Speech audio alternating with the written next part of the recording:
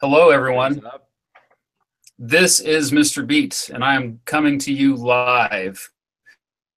This is this is Context. This is a podcast that we do every once in a while. It's been a few months again, but I felt like this was a good opportunity today. So Robert and I decided to do this. So thank you for joining us tonight. Be sure to ask us any questions in the comments if you want to join in on the conversation. Tonight's topic is the NFL kneel down, and also the other professional athletes who are kneeling down in protest, silent protest during the national anthem. We're hoping to take this trend and turn this into an educational opportunity, looking at the history of the First Amendment, nationalism, patriotism, and kind of seeing where the conversation takes us. But before we get started, I want to introduce my co-host, Robert Marshall. Go ahead and introduce yourself, Robert. Okay, how am I coming through on the audio? Perfect. Okay, because as soon as you went live, your voice, I can barely hear you. Oh, well, I'll speak up then, but go ahead and keep talking. I'll mess around with it. Yeah, I'm Robert with Reading Through History, and I'm just glad that we're back to doing this show again live. Of course, when we do it live, something like this always happens, inevitably, every single time. But yeah, I could hear you perfectly, and then whenever you went live, I was like, Matt, where are you? And so I can't hardly hear you. Okay, well, I'll speak up. They can hear me, so that's the good news. We got some listeners here. It looks like Luke says he has the right to kneel over the anthem, but there's a time and place for these things. He shouldn't have kneeled during the anthem. All right, that tends to be a lot of Americans' opinions on this. And we are talking, for those of you who are not from the United States of America, we are talking about the United States national anthem. And let me just give you a little history on how this started first. Does that sound good, Robert? A little background. Can you hear me? Oh, no. Maybe he can't hear me, but everybody else can. Okay, well, I'll just keep talking then. So it looks like this whole thing started with Colin Kaepernick. He was a quarterback for the San Francisco 49ers. And in August he decided to silently protest by kneeling to the ground during the playing of the national anthem before a preseason game. So this was August 2016, so this season hadn't even started. And he got a lot of criticism for that. Reporters bombarded him afterwards. They said, why'd you do that, man? Kind of like that. And he said, I was protesting how people of color are treated in this country, especially in terms of the police and stuff like that. So I felt like this was the best way to do that. And some people were like, yeah. Other people were like, that's not the time and place to do that, okay? And even other people were like, that's, you're disrespecting. You're disrespecting the flag. You're disrespecting the soldiers who have fought for this country and died for this country. You're disrespecting our Constitution, whatever you want to say about what that flag represents. And so this was controversial, and it remained controversial over the next year. And as a matter of fact, Colin Kaepernick would not see a lot of playing time for the 2016 season. He was a backup to begin the season, despite the fact that he, in previous seasons, had pretty good runs. He led the 49ers to the Super Bowl, for example, when he took over as quarterback. But so a big reason why I think after the season he was not picked up by any teams, because he became a free agent after the season. A big reason why he was not picked up was because I think of those protests that he did, the kneeling during the national anthem. And so he did suffer, in my opinion, from getting to play for another. What he did, putting his own NFL career on the line, I guess you could say, for doing this. He probably wouldn't have done it if he would have known that. But the sad fact is that there were quarterbacks that were not as good as him that did make second, third string positions on other teams, but not him. So flash forward to 2017, and more NFL athletes are doing the same thing. And then it peaked this weekend. I would say it maybe peaked. It might even get bigger next weekend. But if you looked at NFL games today, there were lots of players. The Baltimore Ravens kneeled. The Pittsburgh Steelers didn't even come out, I believe, for the protest during the national anthem. And a lot of coaches and even administration of these teams is coming out on the side of the players now, which is a big turning point. And I think what really made more and more of them do this was the president's response to this. The president, like, fans of the NFL should be boycotting the games until these players respect the flag. And so that's kind of why this has propelled itself into the news here today, really. So I thought this would be a great opportunity to kind of look at this in a historical context. So what are your first thoughts about it, Robert? I don't know. This thing isn't coming through very well. I think we've got a very bad connection because most of what you said there I couldn't hear. It was kind of glitching and hanging up, and so I don't know. Can they hear me good? Let's see if they can hear you. Let's go back to the. Can you all hear Robert? Someone said LOL, yeah, but I'm not sure. It's kind of doing the whole thing where you know how it glitches and hangs up and the freezes. Could you hear Mr. Beat okay? They could hear me okay, they said, yeah. Okay, so maybe it's just our Google thing. I wish I could listen to you through the live feed, but it's of course delayed. So that would make it extremely awkward because it seems like it just may be our feed. But yeah, I mean, I can say I don't watch the NFL. I haven't watched it since the early 90s, but you know, everyone knows who Colin Kaepernick is because of this. And yeah, I mean, when you're going to go social justice warrior, you kind of have to pay the price, but now, my question is, should he be doing it as an employee of the San Francisco 49ers? Because that's another organization. You're not really supposed to make it all about you like that. You kind of get what I'm saying there. I mean, I know our employers wouldn't appreciate us doing something like that. And you see it spreading because there's even like a little league team the other day. They were all a bunch of 8-year-olds. Yeah. 8-year-olds, dude. That wasn't their choice. Kneeling, and you could see their coach. Yeah, their coach telling and having them do that. So it is kind of, it is certainly spreading. The game in London today, I saw that Jaguars are playing somebody. Ravens. A bunch of them kneeled down. As you said, the Pittsburgh Steelers didn't even come out of the locker room. One player did, who was a former Army Ranger. So I think it's going to hurt the NFL immensely because, I mean, you're going to irritate an awful lot of people who already see, and I said I haven't watched since the early 90s because I kind of have the perception they're a bunch of overpaid wine babies anyway. They're sitting there talking about, how unfair the country is, and they're all making millions of dollars a year. I find that ironic. Well, they're using their platform. They're not speaking for them. They're not like, we're kneeling in protest because we're mistreated as NFL players. Although, I mean, there's justifications that used a little bit due to the whole injury, concussions, and all that. But they signed up for it. They know they signed up for it. But that's kind of sidetracking back to the why they do it. I think it's they're not doing it for them. That's what they would say. I think I was watching Tom Ritchie and Keith Hughes and Sami from US 101 earlier. They just had a live stream just like we're doing.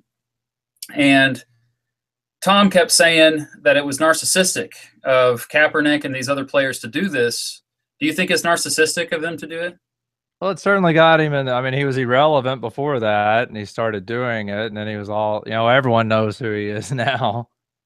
So, yeah, could. I mean, he got an awful lot of attention for it, but as you said, he had to know there were going to be ramifications for it. And I mean, I don't blame someone for not wanting him on the team after that. I mean, I wouldn't want him representing my team, that's for sure. Yeah, I think I understand how the NFL was very cautious about, because they knew that a lot of people were upset, and people are still very upset. I'll never forget, like, talking to some of my coworkers last fall about Kaepernick, and they would just cringe. They absolutely, they call him un-American, like it was unpatriotic, and I was just trying to understand, because I was a little surprised about how angry they were, and I guess frankly, I'm still a little perplexed by how angry these Americans are. I do understand that they think it's disrespectful to the troops and to maybe the Constitution. Usually they say the troops, the people who have fallen. But the people who have fallen, they would have wanted this, in my opinion. I think there was actually a famous, a viral tweet that went out today. It was a 97-year-old World War II veteran from Missouri who he kneeled and showed a picture of him kneeling, and he kneeled in solidarity with these NFL protesters, saying, "I respect your right to do that as a World War II veteran." So I think you and I both I already know, we agree that this, obviously, the First Amendment protects this right, and the only backlash they should be getting should not be by the government. Goodness, that would be horrifying, but just by private organizations or individuals. Yeah, the employers certainly can take. I mean, you're wearing the team's uniform. You're out there as a team, not an individual. Which, right. That's the main part. The Patriots, the owner of the Patriots came out and supported it, kind of not like full on, but like he put a pretty supportive statement saying, "Hey, anyone who wants to protest can." So I think, in my opinion, if the administration of these teams is okay with it, if the people don't like it, then yeah, I think the president is right to say, don't support these teams, don't watch them on TV, don't show up to the stadium. And I was watching the Chiefs-Chargers game because I'm a big Chiefs fan, as you guys already know, some of you.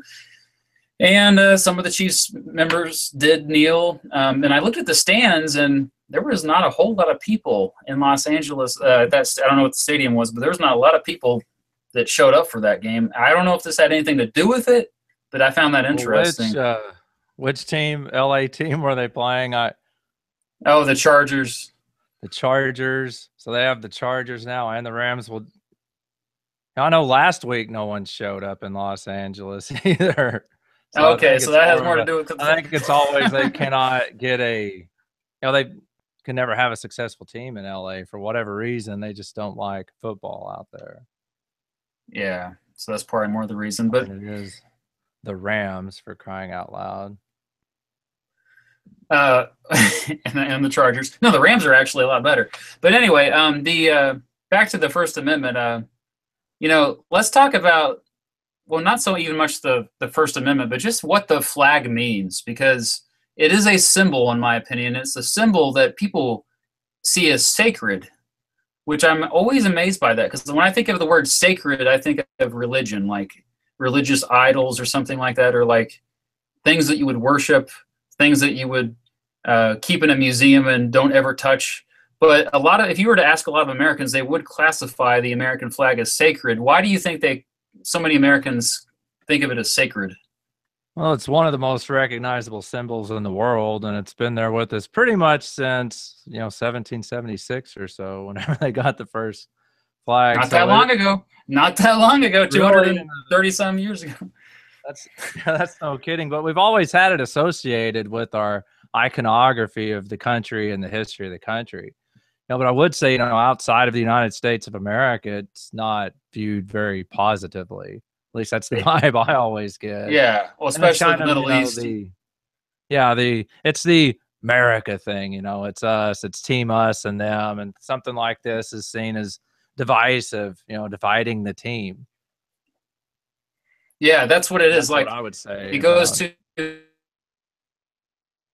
more about baptism. So first of all, I differentiate the two by saying patriotism is love of your country.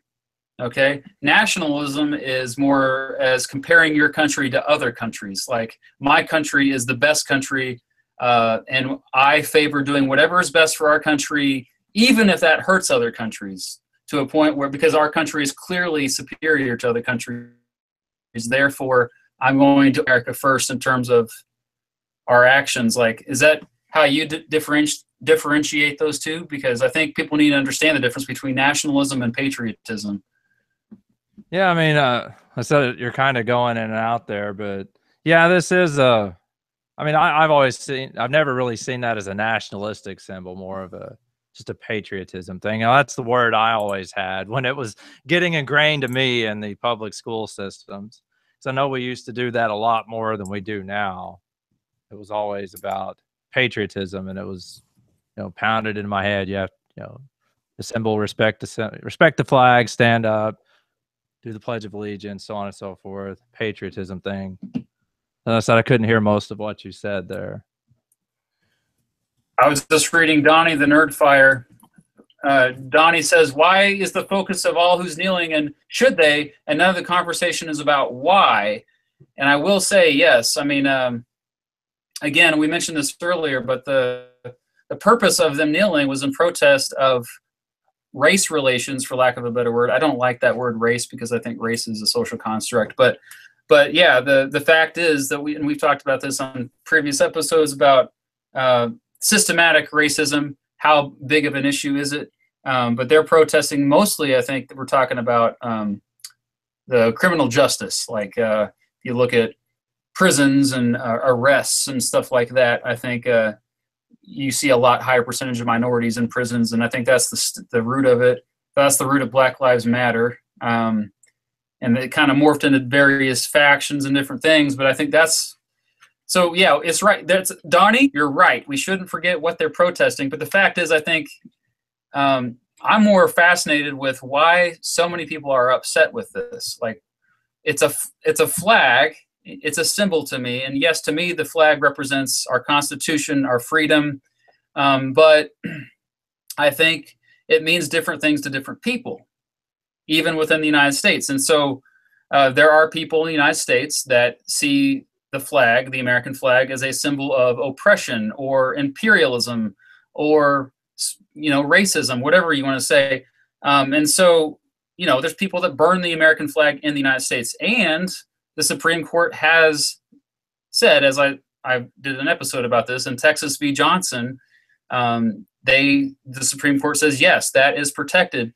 Until they get a flag burning amendment, Americans can burn the flag and not expect to see any consequences for doing that as a form of protest and protection, or as protected under the First Amendment. Do you think have we ever talked about flag burning? Like, what's your opinion on flag burning? I mean, I always tell my students it's ironic that people want, I mean, I don't like seeing it happen, but I don't think people should react when someone does it, because that's precisely what they're trying to do. Like, I don't even think Colin Kaepernick was trying to make an issue. I mean, if the media would have just left it alone, I mean, most people wouldn't have even noticed the second or third string quarterback over on the sideline kneeling down. I mean, as long as he's not running around flying the bird and he's not being directly disrespectful. I mean, he's just not fully participating, because I mean, the Supreme Court even said in the West Virginia cases, right around World War II, you can't make your students stand up and do it. They have the right to sit there quietly and not stand for the pledge if they don't want to. So it really shouldn't be an issue anyway at all. Yeah, there's another Supreme Court case, Minersville School District v. Gobitis, I think is how you pronounce it. I plan on covering that for a future Supreme Court Briefs episode. But that was the one about the kid who was Jehovah's Witness, who sat down, during the Pledge of Allegiance. And actually, a couple weeks ago, this happened. A kid in Michigan refused to stand up for the Pledge of Allegiance and was dragged out of the classroom by the teacher. Yeah, he kind of like to a point where he hurt the kid, and I guess like the teacher got in trouble, which is good. But that is a constant that the Supreme Court again said, yes, like you should, that forces you to stand up and say the Pledge of Allegiance. I mean, especially, it's not just freedom of speech, but freedom of religion there. That was a religious reason. And I believe for the kid in Michigan, that was also a religious I think he Really? also was Jehovah's Witness. That's what I read, something that said that. I guess there's a lot of privacy I there. don't know. So Yeah, I mean, I saw his picture and it didn't. I thought it was more of a solidarity with. So, you shouldn't make assumptions because I just saw the picture of the kid and thought, well, it was a Black Lives Matter type thing.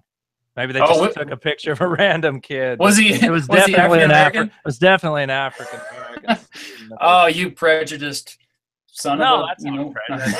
Jumping to conclusions. No, I know. I'm joking. Because I've never seen a Black Jehovah's Witness, but I'm sure there are plenty. Oh yeah. Yeah, it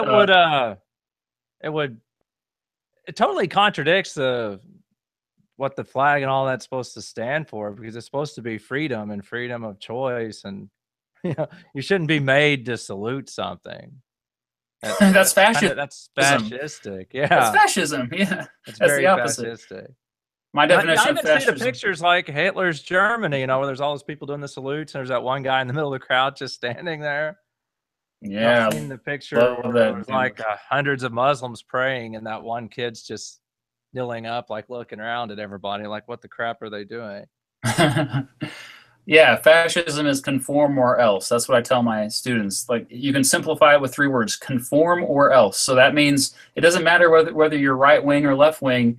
If you are so to a point where you're so authoritarian on your views that everybody has to conform to them, then yeah, that's fascist. Yeah, and I mean the resistance to the actions that Kaepernick and increasing numbers of people are taking just makes it spread more and more. Like I said, if they weren't making an issue out of it, but it's just him, maybe a couple of teammates, which it seems almost contrived. Like, when I hate to get into all the conspiracy stuff, but it just seems like the media just keeps going back to it again and again and again, making an issue of it, and that's how it spreads and causes all of this division and anger and resentment. Yeah, well, people go back to their tribes, and that's one thing I would say, that it's Kaepernick. I think he never could have imagined how much of an effect it would have had. But I think it's the wrong effect that he wanted. Like, he wanted more attention. If you were to ask him, he wanted more attention for, this discrimination of minorities, people of color with the criminal justice system. And what had happened, and which Tom Ritchie also brought up at this point. I keep bringing up Tom because I found myself disagreeing with Tom compared to Sami and Keith. So I was really listening closely to what he said.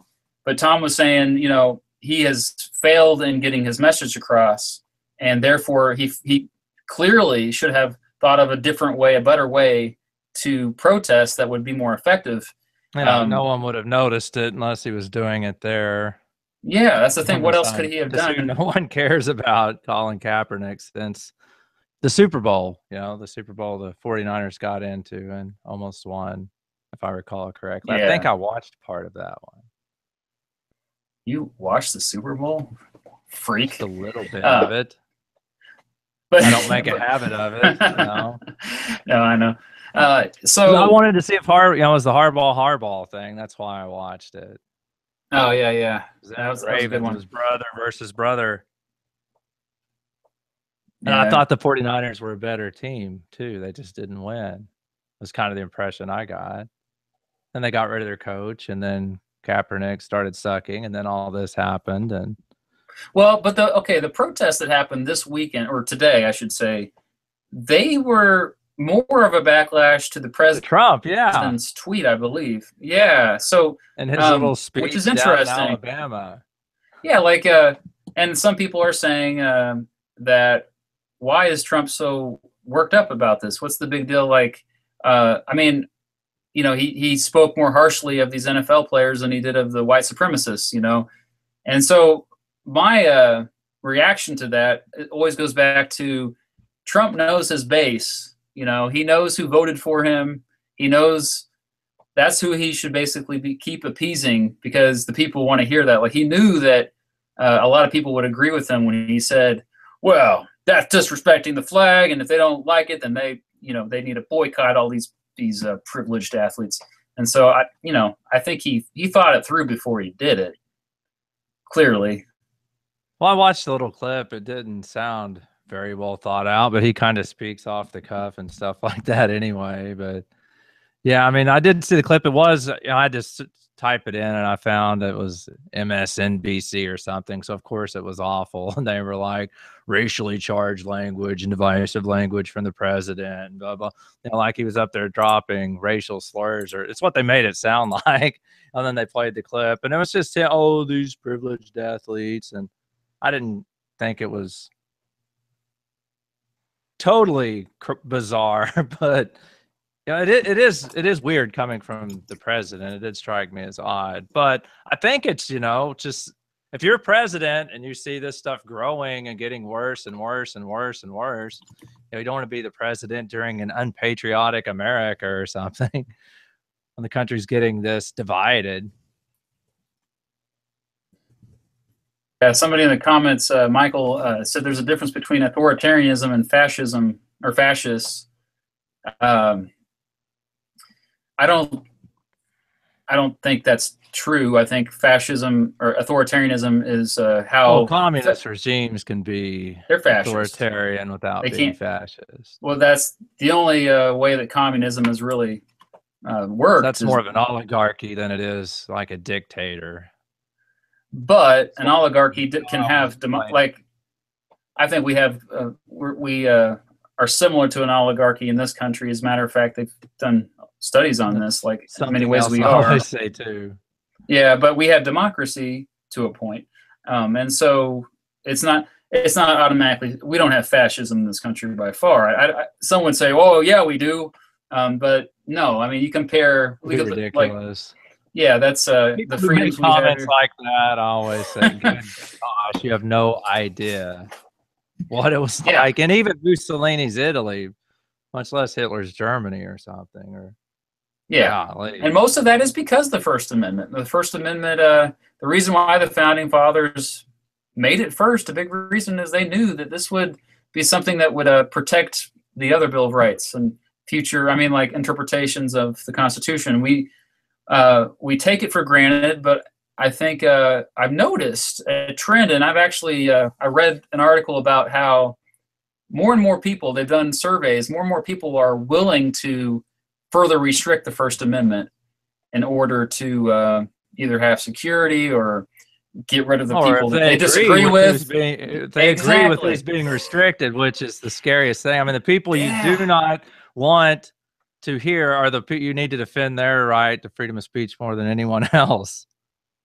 Exactly, and you're hearing it from the left and the right. This isn't tied to any political ideology. I think it's a general trend. Young people and old people that are all of a sudden turning their back on the First Amendment and saying, yeah, if something is offensive to a point where I get very angry, then it should be banned. And we've been fortunate to have a Supreme Court over the years to constantly go back to the protections of the First Amendment. I just recently did an episode of Supreme Court briefs on Brandenburg v. Ohio about the Ku Klux Klan. I tried horrible things about the groups they hated, and they were protected. The Supreme Court protected them unanimously. This was in 1968. And the fact is that I think we do take this for granted. We can't forget that it could so easily be one day where it's our own speech that is, that's in jeopardy, where we can't even post anything at all. I mean, you and I as teachers have to watch everything we say and do. But that's our employer. That's not the government. Yeah, but that's Kaepernick's employer, these NFL owners. That's the point I was wanting to get back to. I mean, that guy, I don't even necessarily know that he was a white supremacist, but he showed up at the Charlottesville, Virginia thing to protest him trying to take down the statue, and people took pictures of him and put it all up over line and online, and he wound up getting fired. His employer fired him because you don't want someone with that opinion working for you. So technically the owners, I guess, could fire these players for their speech. That's kind of scary. But we certainly as state employees have to watch everything we do because, it's even in our contract, or it is in mine. Well, and that's why tenure exists, mostly why tenure exists, to protect controversial speech that educators might have, especially at the college level. Like if a professor has a controversial idea, some of the college campuses of, it's amazing how freedom of speech has been under attack on college campuses. That would be the last place you think. Like Cal Berkeley, yeah. Yeah. It used to be like the hotbed of free speech. Now you get out, the professors will hit you with bicycle locks. Yeah, well, I do see this trend that's disturbing, along with the trend of the Fourth Amendment basically going away. The Fourth and the First, people don't value privacy as much as they used to. That George Orwell, 1984. The kids still read it. The students still have to read it in high school at most high schools across the country, but maybe they're not getting the same message that I got when I read it when I was in high school, because the message I got was, we don't want to become a fascist country where even we can't even think certain things and be afraid of our own thoughts. That's a nightmare to me. And I think we need the people that are getting so offended by these players that are kneeling, they need to think about why they are. And another thing, while we're on this topic, and this, as a teacher, I tell this to my students, but one time I was at a Royals game, so the other Kansas City team that I'm a fan of, I don't know why, but although they did win a couple years ago, but I was at a Royals game with my daughter, and she was, we came out of the restroom, and I was trying to get in a hurry back to the seats, because I was like, my wife and my other daughter were waiting for us, and I didn't notice right off the bat, but people were frozen. They were stopped. And then this one lady in particular, I'll never forget this. She gave me the nastiest look, like this, like she looked like she wanted to kill me. And then it hit me. The national anthem was playing, and they had all stopped, and they all, some of them had their hands over their chest, and I did not conform. Okay. And then my daughter's screaming and stuff like that. So maybe they understood with it. Some understood with that. But the fact is that I got some nasty looks. How dare I not stop wherever I was and put my hand over her chest and just look at the flag, That was a little alarming to me. Like, I know we haven't always been like that. I know if this would have been 1917, especially 1817, 1817, sure, it was right after the War of 1812, but would it be? I know we didn't have the national anthem yet, but let's say 1900s. That was after the War of 1812, and late 1900s. We didn't have that at the time of the Civil War. That was right. Let's say it was 1920 something, 3 or 4. That's when it finally became the national anthem. Yeah, Congress passed it, and it was actually they stole the melody from another song, Anacreon in Heaven. It's an English song, ironically. Very good. Yeah, but anyway, yeah, it's arbitrary in some ways why they chose that song. But regardless, it is the national anthem. Let's assume they had it in 1817. If you would have told the average American that before every single sporting event ever, okay, we're talking even bowling, okay, even a fishing thing, nope, we got to do the national anthem. And not only that, if you were to tell the average American in 1817, you better, or we're going to think that you're this evil traitor, basically, they would have been dumbfounded. They would have been like, what is a sporting event? Well, but that you're missing the point. The point is that, at the longer we've been a country, the more this nationalist fervor has risen, and to a point where now, if you don't conform with either the Pledge of Allegiance, that's another example, because at our school we say the Pledge of Allegiance every day. And even if I'm by myself in my room, well, if somebody walks by, I better do that, Is it because I don't like my country, because I don't say the Pledge of Allegiance if nobody's around? Or do I just do it because everyone else is doing it? Well, that's one of the thing at school. I mean, people don't even stop and think about it while they're doing it. It's just part of a conformist routine. I mean, those kids don't even know what most of those words mean. It's just something we do every day for the sake of doing it. But it is weird because you said this nationalistic fervor, but it's almost like, it's not like rising and growing in numbers. It's like dividing. It's like pushing. It's like a rift. It's like you're either on one side or the other, and it's just intensifying on each as the country gets more and more and more divided. it's like you said, the people getting angry over it now, but now it's just on this massive scale because it's celebrity athletes and stuff doing it, which is just bizarre. Yeah. It's like the media pushes and pushes and pushes the division because they want to sell newspapers or get views or whatever, but it's pretty dangerous. I mean, because we've seen it in places like Charlottesville already, where it's gone violent. You see it with Antifa all the time. There's violence on all sides. Yeah. Oh, yeah. Hitting people with bicycle locks is violence. Attacking their vehicles with baseball bats is violent. Punching them in the face because you think they're a Nazi is violent. And I don't understand people criticizing him for saying violence on all sides, because there is. I mean, it's everywhere. Well, drag people out of the car and beat them to a pulp in the street just because they were white.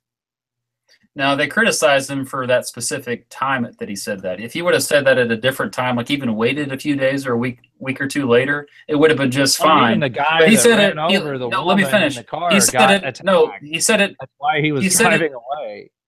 No, he said it after that. Right after that happened is when he said, so right after the white supremacist in the car drove through the people.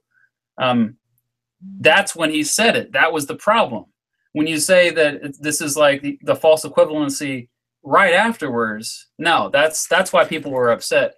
Of course, Antifa are going to hate him. Of course, Antifa has or whatever he says or does. But I mean, you have seen where they were like attacking his vehicle with baseball. I mean, you would freak out too.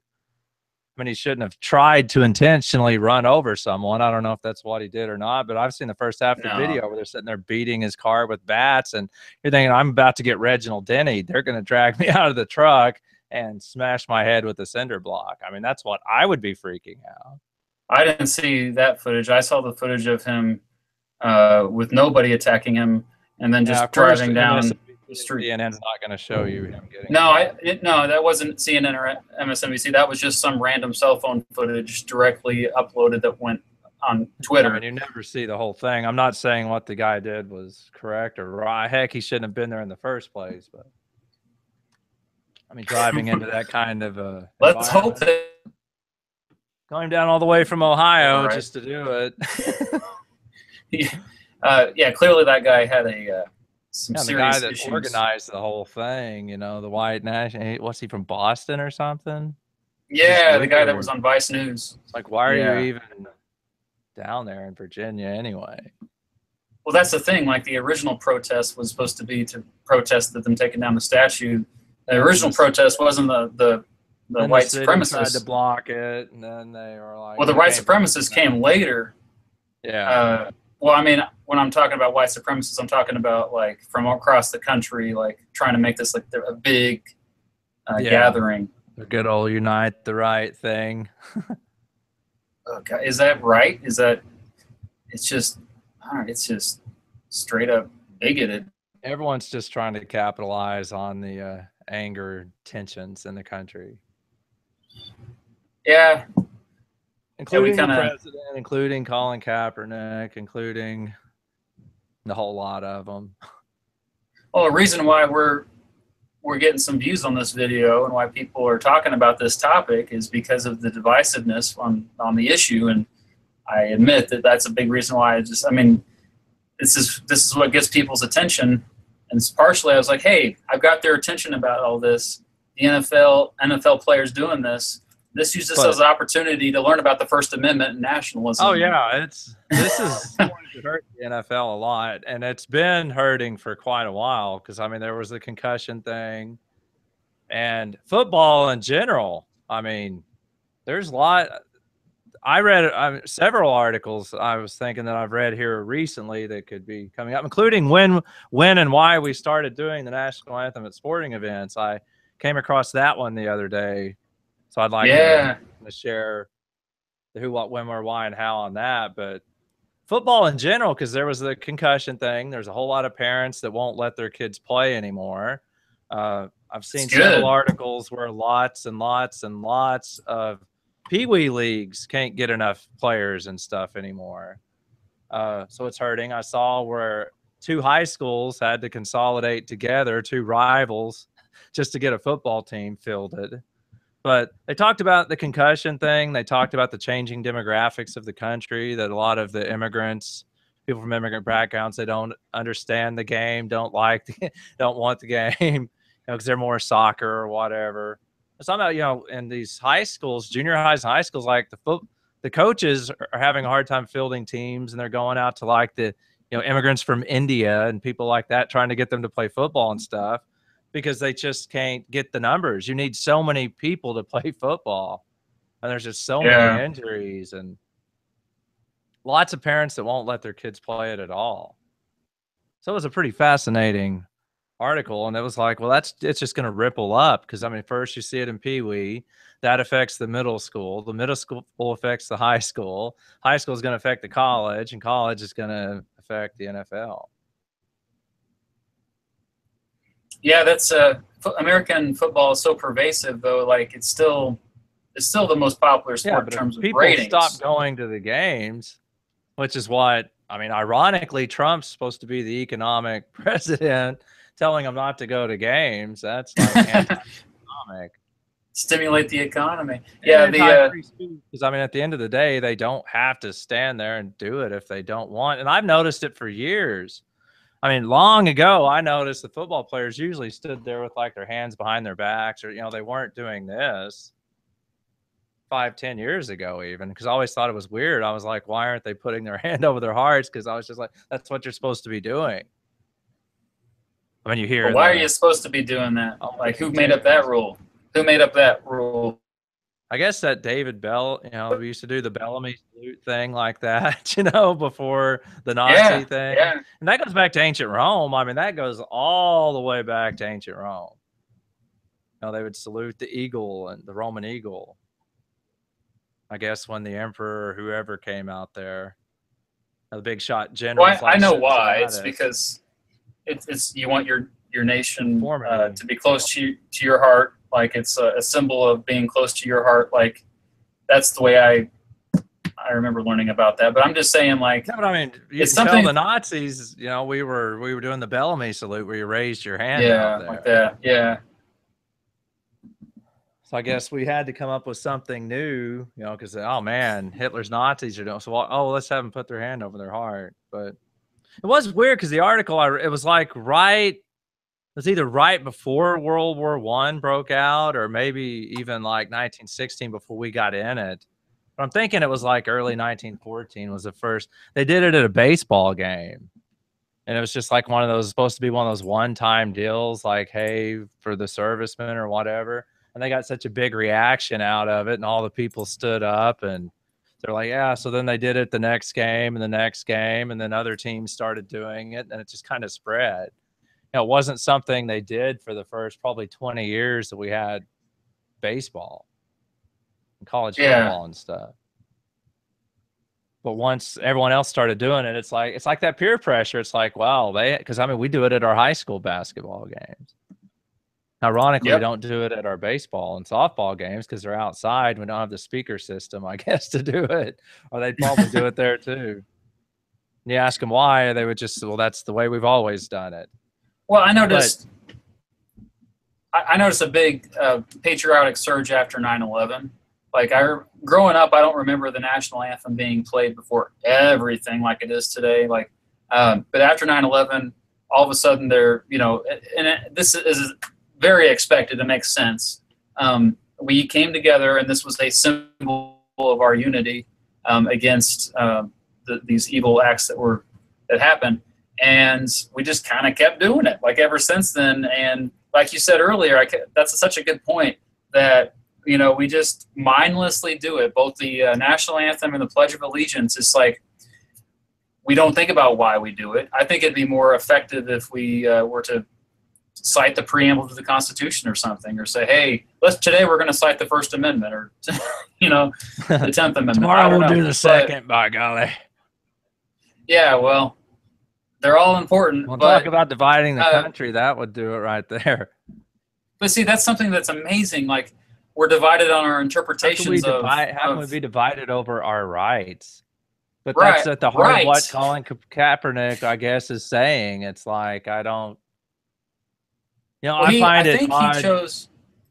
You know, he's sitting there making millions of dollars saying it's a racist society or what. You know, that is weird. But I mean, I know what he's talking about. That's just with them being the voice. But I guess their argument would be, well, those other people are voiceless. You know, we have a voice, we have a stage. I think he would have been more effective if he were to hold up a sign during the national anthem. He could still remember, or this is what happened today. Like, if I was protesting, for example, the drone attacks that our military has been doing for many years, like I would hold up a sign saying during the national anthem, and so on national TV, saying yesterday 10 children were killed by an American dropping or by an American drone bomb. You know, that would be more effective. That would be like, whereas all he did was kneel, and because of that, you can interpret that so many different ways. Well, it's not even really that bad or disrespectful. You know, he's just doing it because kneeling is like kneeling. I mean, they do that when someone gets hurt on the field and they're hoping they get at, you know, Tim Tebow does a kneel as prayer. You know, he's clearly not praying, but he's, like I said, he's not doing anything gratuitous or disrespectful or shouting or running around, you know, slapping people across the face or so. He's just kneeling. But do you know about when he started doing that and what was going on? Because that was like probably way after the Michael Brown stuff, wasn't it? But it was after Black Lives Matter really started taking off. I was cutting out at the beginning of the podcast for you, and that's when I said it was August 2016, so preseason game of last season's NFL season. And I will bring this up as well. It was, yeah, but this has been a trend for several years, like this issue being brought up. But last night, the first Major League Baseball player actually did it, so this is spreading to other sports. So I wanted to bring that up. A player from the Oakland A's, I believe he's a person of color. I don't remember the name of the player. I could look it up. You guys can say it in the comments. But he did it, and then his teammate put his hand on his shoulder in solidarity, I suppose. And but this is an interesting thing into something really good, like, because so many young people look to these professional athletes as you know, they're inspired by them, they look up to them, and it's good to see like them like being passionate about a good cause. But the kids kind of stop at like, okay, what are they kneeling about? They don't know anything about it. Maybe they'll Google it on their own. Some of them will, but maybe if there would be a way where they hold up signs or something, say, here, you know, I do think it can be very effective. I mean, I get why he did it. I just wish he did it in a better way. I mean, there is a growing movement to even get them to stop doing the national anthem at these events, because it was an ESPN article I read probably 2 weeks ago, and it was why do we even do the national anthem at sporting events anyway? He was kind of trying to present it as, isn't it odd that we turn this into some patriotic thing, and the more we do it, each occasion that we do it, it means less and less and less, because it just becomes mundane or routine or something like that. I was like, oh gosh, they're going to try to get us to stop doing, because I mean, if this gets to be enough theatrics, they'll just stop. Because I mean, Pittsburgh didn't even come out of the locker room. They said, we just won't even be out here while they're doing it. So at that point, it's also like, why are we even doing it? But it is, I mean, you're celebrating living in a country where we can get together and do that type of stuff, that someone can get paid hundreds of millions of dollars. Heck, Matthew Stafford the other day signed $1 billion contract to throw a football.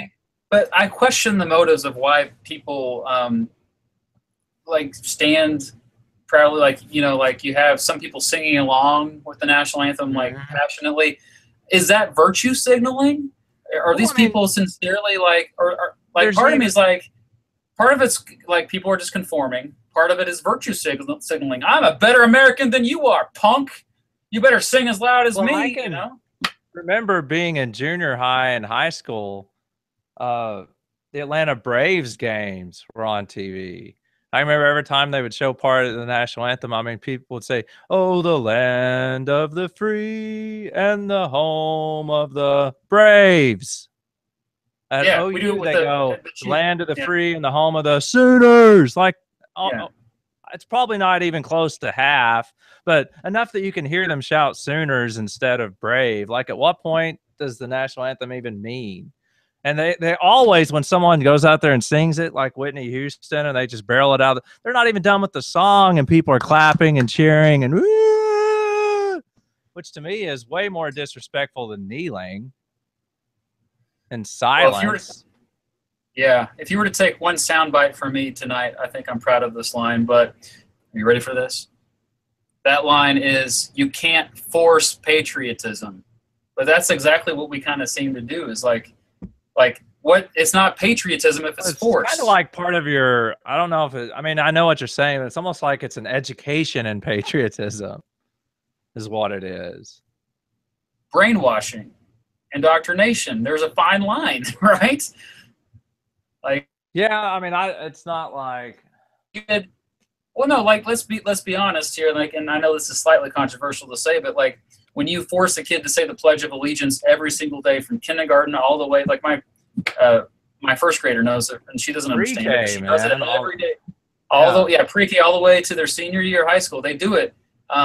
That's really effective at like, yeah, we've got them on our team, right? No, I mean, my students are always like, oh, they don't even want to get up out of their seats to do it. It's not like we're turning them. Well, that's understandable. If anything, it can almost have the opposite effect because, like I said, it just gets so monotonous. And it kind of should be like, I think they should decide for themselves like their level of patriotism. I think, if the kids are doing that, which naturally teenagers do that. I mean, they are high school kids, and it is 8:30 in the morning. Yeah, I have to stand up, but we need to think about like how effective is it, because it's with a lot of things. Like when you force kids to do things over time, eventually either they're going to be completely on your side because they're just so ingrained, it's so ingrained in them, or they're going to rebel against it. They're going to turn against it, and sometimes in a really bad way. So, like telling a kid don't do drugs over and over and over, not educating them on the full context of it, just, that's it. They're going to eventually most kids will naturally want to rebel. I mean, so that's a part of it. But I think we need to keep thinking about what patriotism means. I mean, I always tell my students I'm more in love with our Constitution and our values as a country because I know human beings aren't perfect. The founding fathers were not perfect. I mean, they admitted that that's why they made the Constitution the way it is. They knew that they wouldn't get it all right. And so that's why government power should be, why the Constitution should be amended, why, so much of how our society works is not dependent on one person, but checks and balances, separation of powers, yada, yada. And so to me, like, patriotism should be an individual thing, like your love of your country. And so going back to the national anthem in general, like, we didn't have a national anthem until the 1920s. And it was like of this crappy poem that this guy wrote during the War of 1812. And B, it's forced upon people. To me, it doesn't seem genuine like it to begin with. And so it's certainly not when kids are doing it at 8:30 in the morning and they're tired and they're not just kids, adults, man. Pressured to do it. Everybody's pressured to do it. Like, but that's the thing. Like, I don't feel like I need to prove to other people that I love my country, especially since I teach American history and I love it. But I love teaching kids about like all the great things about our country. But the sad fact is, though, people over time, they forget the mistakes we made, and they forget why we actually like what patriotism truly means, I guess. Like, and so I don't know, like, that's why I feel I always go back to, Kaepernick, he could have done it in a better way, but by doing it during the national anthem, that was, I think that was the right move, honestly, because it's a time when we're all supposed to be on the same page. Like, we're supposed to put aside our differences, and by saying, you know what, I'm going to bring this up now because you can all, like, we need to do something about our country now before we move on, I guess. Like, that was his way of saying. Now, whether you agree with what he's protesting or not, or doesn't matter. Like, anybody, if anybody were to protest during the national anthem, it got a dialogue going on. Sure, the focus was lost early on. Sometimes it came back, but regardless, that dialogue started because of the fact that the national anthem is so pervasive, and everybody just goes through it. Every American goes through it. I mean, I think it's one of those things that there are the true, genuine, patriotic, blue blood Americans. But I think a lot of it's like almost like people that go to church and they don't necessarily listen or pay attention or take it seriously, but they go just because their family goes and they're expected to go. So they're there attending every Sunday. That's kind of what it is with a lot of people, I think, when they're doing the Pledge of Allegiance. A lot of people don't want to, and you always hear their collective groan when you go to games and people have to get off their fat butts and stand there and put their hands over their heart. And I hope this isn't the slow version, so we can get it over with quicker. Yeah, I think a lot of them are thinking that. It's the conformity thing. But I mean, I can remember in junior high going to games at Southwestern, and they were doing. I can remember when I was a kid, before the high school basketball games, always having to stand up and do it. And something like this was unheard of before the 1800s. I mean, it's directly related. I mean, sure, you had salutes in ancient Rome, like you were mentioning before, but something where it was basically not necessarily about control of people, but just extreme pride in your nation, your people, your tribe, to a point where that flag became the symbol of that pride. And so people started saluting literally a piece of fabric. And that fat piece of fabric became so thing, very new thing. Just like nations are new, the making a flag a sacred object is fairly new. And I will defend, as much as, like you said earlier, I think it's to bad taste burning a flag. But I agree with the Supreme Court's decision that you should be able to burn a sacred object like the flag as a form of protest, to send a signal to the government, because they get that message. They get that you're upset when they see that burning flag. It does resonate. I would argue that most of the politicians probably don't even care that much anymore. But they pander to their constituents. Yeah, just like Trump in his speech down in Alabama. That was, as you said, kind of pandering to his base or whatever. But no, it's just getting worse. And I agree. I mean, I always say I don't like them burning the flag. I wish they wouldn't do it. But the flag represents the freedom of speech, which they are exercising. It's like a bigger slap in the face to the flag to say, no, you can't burn it, because that's censorship, and that's the opposite of freedom. Like, the flag itself stands for the freedom to burn it. Right. And I guess the national anthem itself stands for the freedom not to stand and salute it, because you don't have to. You're not forced to here. Yeah. I think I think these athletes that do this, I mean, I wish they would do more, other than just kneel during the national anthem. A lot of them are really active in their communities helping out, which I appreciate. That's what I wish these athletes to do a lot more, is helping the kids in the areas where they really need it. I mean, I know they do some. I know at some point it's even their safety. You don't want them, because some of these neighborhoods, like South Central Chicago, it probably wouldn't be safe for an NBA player to go walk around a lot of those neighborhoods. But it sure would be nice if they were trying to do more directly than that. Because, I mean, it seems selfish at first with Kaepernick, but as I said, if the media would have ignored him, and it wouldn't have even been an issue. Which is why it worked. He might have talked a few more into it, and eventually, if half the team were doing it, then someone might have said something. Well, here's 13 months later, and we're talking about, not only are we talking about it, but it's actually become a movement of sorts. And the president, by tweeting that yesterday and giving that speech in Alabama. What did the tweet say? I saw the speech. What did the tweet say? He called for a boycott of the NFL, and he says you shouldn't disrespect the flag. And I think in many ways that's actually made that more and more players want to to kneel. Oh, for sure. I mean, they just come out and say, yeah, several of them come out and said it, and Steph Curry, the basketball the NBA players. Yeah, and he's I'll admit that was pretty funny. That LeBron James tweet back at President Trump. It's saying he didn't want to go to the Warriors didn't want to go to the White House, so that you can't disinvite somebody who never wanted to go to begin with. Yeah, and that was Reggie funny. Bush said something like, "I would rather kneel with Kaepernick than stand with Trump any day," or something like that.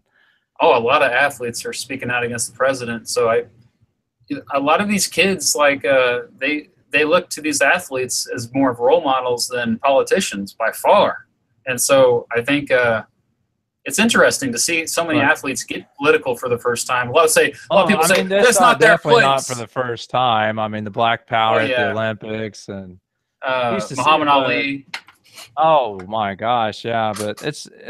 Yeah. There's a few other things I would like to talk about at some point that are kind of connected to this, but I mean, in one of them, it's just why is the mainstream media, the entertainers, the athletes, like why are those groups of people so far left all the time? Like we can't even have award shows anymore without them being political.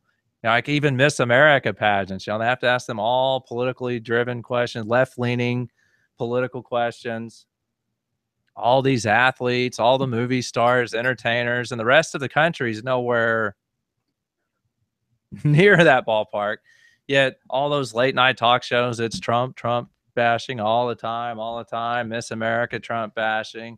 NFL athletes doing an interview, it's Trump bashing. Like why is that so prevalent? Yeah, that's a topic for another show, I guess. I guess we can, because it's been an hour, so we probably need to wrap this up. But yeah, that and patriotism or lack thereof in the African American community, I think would be an interesting. We'd have to get. I mean, we're two pasty white guys, and we almost need a third person here, but because you see that with a lot of these athletes, they see it as a racial issue. With the flag or protest. Lack of patriotism for a certain group of people. That's like I don't know. That's a dangerous generalization there. Like, because that's a personal thing. Well, I didn't mean that they're unpatriotic. Just the numbers of African Americans you see, and they certainly have a unique experience in the United States of America. That's what I'm saying. And you see a few that are like really, but you don't see an awful lot of African Americans that are your flag waving. We got to stand for the flag.